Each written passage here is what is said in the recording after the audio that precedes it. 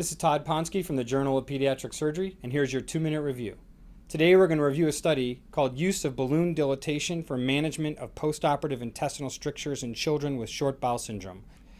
This is a study that addressed the question of how do we manage strictures in babies with short bowel syndrome. Traditionally, we resect these strictures, which leaves them with even shorter bowel. And is there a role for balloon dilatation?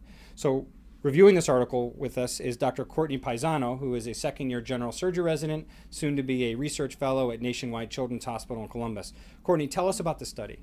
So this was a retrospective study that was done between the years of 2011 and 2015. They looked at patients that had intestinal failure.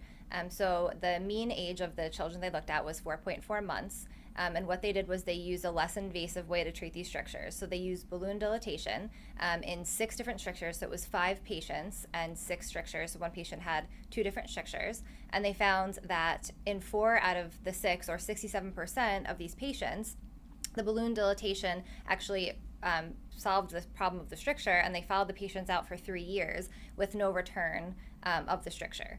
Okay, and what about the other 2 that didn't succeed? So they did have one of the failures, which was a perforation. It was a contained perforation that did not require surgery, but did have to be treated with antibiotics. Okay, all right, so what were your thoughts of the study?